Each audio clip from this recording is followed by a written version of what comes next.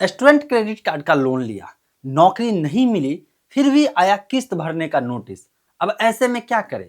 अगर आप उस किस्त को नहीं भरेंगे, नोटिस आ गया, नौकरी नहीं है, सरकार नौकरी नहीं दे रही है, प्राइवेट सेक्टर में एआई के कारण नौकरी खत्म हो रही है।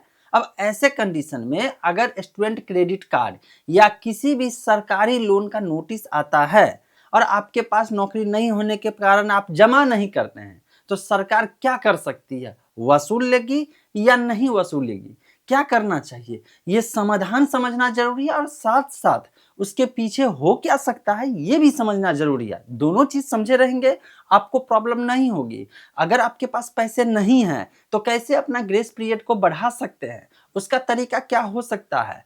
अगर आप मन बना लिए कि नहीं देंगे पैसा, किसी भी हाल में नहीं देंगे पैसा, तो फिर क्या हो सकता है? सरकार आपको माफ कर देगी या किसी न किसी दूसरे तरीके से वसूल लेगी। आपके पास कोई चीज नहीं है, मतलब कि बैंक में पैसा नहीं है, आप कुछ वहां पे ऐसा डॉक्यूमेंट नहीं दिए हुए, कुछ गिरवी नहीं रखे हुए हैं, तो फिर सरकार क्या कर सकती है? ये जानना आपको भी जरूरी है। या आपके रिश्तेदार में, जान पहचान में, दोस्त सर्किल में किसी ने भी अगर स्टूडेंट क्रेडिट कार्ड से लोन लेके पढ़ाई किया है, तो उसके लिए तो बहुत ज़्यादा इम्पोर्टेंट है। जैसा कि आपको मालूम है कि अभी इतना ज़्यादा महंगाई हो गया है और ख़ास करके कोई हायर एजुकेशन करने जाते हैं, किसी कोर्स को करने जाते हैं, तो इतना ज़्यादा पैसा लगता है और लोगों के पास महंगाई के कारण या तो पैसे घट रहे हैं और या तो काम में प्रमोशन नहीं मिलने के कारण उन्हें सैलरी नहीं बढ़ रहा है। और प्राइवेट सेक्टर में जब से आर्टिफिशियल इंटेलिजेंस ने एंट्री किया,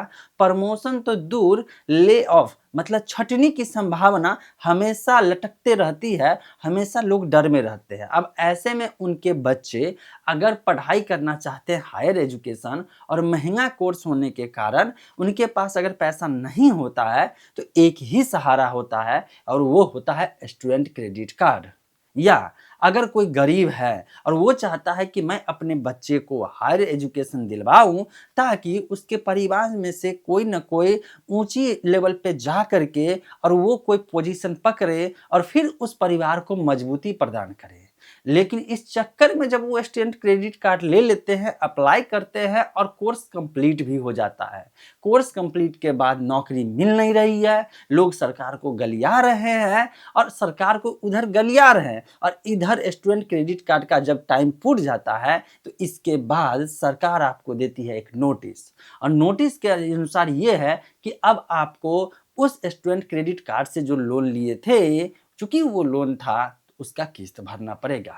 आप अब दुविधा में हैं, इधर सरकार ने नोटिस दिया है और उधर सरकार के पॉलिसी के कारण या टेक्नोलॉजी चेंज होने के कारण या आपके अंदर गुणवत्ता नहीं होने के कारण पढ़ाई के समय में जो स्टूडेंट सही से ध्यान नहीं दिए, जिसके कारण से उन्हें स्किल नहीं हुआ और जॉब नहीं हुआ, अब जॉब है नहीं तो बीच मझधार में वो फंस गए। कैसे उस पैसा को दे? अगर इतना पैसा पहले रहता तो स्टूडेंट क्रेडिट कार्ड से लोन ही क्यों लेते? मतलब दो ऑप्शन है, या तो आपके पास अभी सिचुएशन ये है कि हाथ में कैश नहीं है, इसीलिए आप सोचे थे कि चलो यार अभी कुछ समय तक हैंडल करने के लिए स्टूडेंट क्रेडिट कार्ड ले लेते हैं। या तो आप इतने गरीब हैं कि अपने बच्चे को हायर एजुकेशन नॉर्मल वे में नहीं दिलवा पाते, इसीलिए आपके पेरेंट्स या आप कोई भी हो स्टूडेंट क्रेडिट कार्ड के मदद से वहां पे पढ़ाई करवाने के लिए भिजवाए। अब हाथ में पूंजी ही नहीं है, अब एक ही ऑप्शन है। ऑप्शन ये है कि या तो आप माफी मांग लीजिए, कहिए कि देखिए मेरे साथ ये समस्या है, अगर सरकार मेहरबान तो आपका समय बढ़ा देगा। मतलब कि या तो आपको देना है, कुछ दिन बाद दे दीजिए, जब नौकरी लगेगी तब दे दीजिएगा, और नहीं तो आप नहीं दीजिएगा। दोनों कंडीशन को समझ लेते हैं।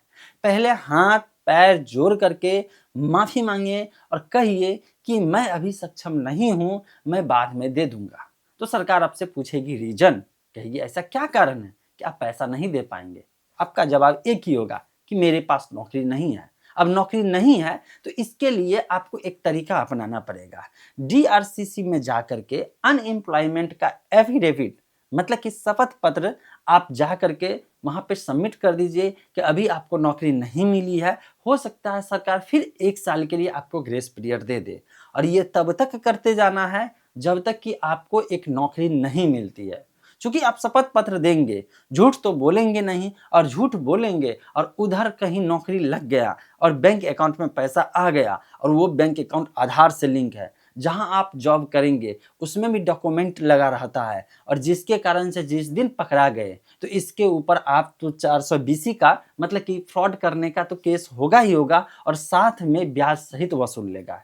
इसीलिए अगर सच में जॉब पकड़ लिए हैं तो पैसा वापस कर दीजिए और सच में जॉब नहीं लगा है तो आप वहाँ पे शपथ पत्र जा करके दे दीजिए डीआरसीसी में कि आपका नौकरी अभी नहीं लगा है, जैसे ही नौकरी लगेगा आप पैसा चुका देंगे। क्लियर? अब दूसरा, अगर मान लीजिए कि आप मन बनाते हैं कि मैं पैसा नहीं दूंगा, आपकी भली नौकरी लग गई है, तो सरकार क्या कर सकती है? सरकार छोड़ देगी क्या? माफ कर देगी क्या? आंसर है नहीं। सरकार के पास सबसे लास्ट ऑप्शन होता है और वो होता है सर्टिफिकेट केस। आप कहेंगे यार सर्टिफिकेट केस?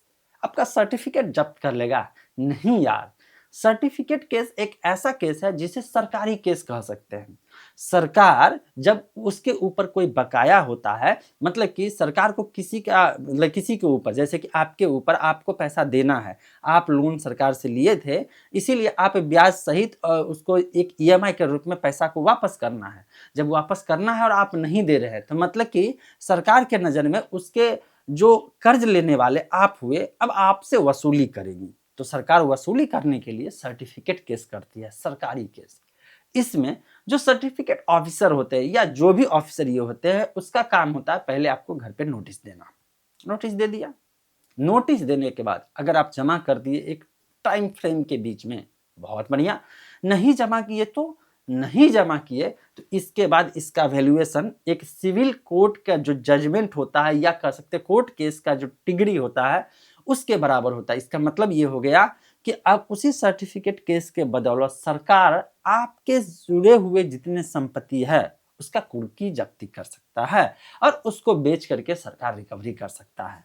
सीधी सी बात है, जैसे प्राइवेट सेक्टर में आप पैसा लेते हैं और पैसा नहीं चुकाते हैं तो उसके एवज में जो मॉर्गेज रहता है उस संपत्ति को बेच करके बैंक वाले अपना पैसा वसूलते हैं। इसी तरह से सरकार सर्टिफिकेट केस करके और जिस स्टूडेंट से रिलेटेड जो भी संपत्ति होगा, आखिर कोई पढ़ रहा होगा तो कुछ ना कुछ संपत्ति होगा, जिस संपत्ति से रिलेटेड उसके पास जो सामान है उस सामान को कुर्की जब्ती करके सरकार बेच ले। अब आप कहेंगे यार मेरे पास कुछ नहीं है, न रहने के लिए घर है, न कोई संपत्ति है, तो सरकार क्या करेगी? एक बात बताओ भाई, आपसे कोई पैसा ब्याज पे ले गया, ले जाने के बाद वो पैसा नहीं दे रहा है और बाद में पता चला कि आप उसके वहाँ वसूली करने गए तो वो भूखा नंगा पड़ा हुआ है, उसके पास कुछ नहीं है, अब क्या ही कर लीजिएगा?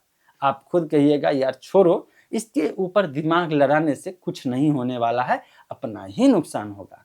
तो यही चीज़ है कि जो स्टूडेंट क्रेडिट कार्ड लिया और वो अगर पैसा नहीं दे रहा है, उसके पास कोई अचल संपत्ति नहीं है और सच में नौकरी नहीं है, सरकार कुछ नहीं कर सकती, क्या ही कर लेगी? जेल के अंदर रख के भी क्या करेगी? सरकार के ऊपर उल्टा बोझ ही हो जाएगा, है ना? आई होप ये इन्फॉर्मेशन काम का लगा होगा। इसे अपने दोस्तों में ज़रूर से ज़रूर शेयर करें।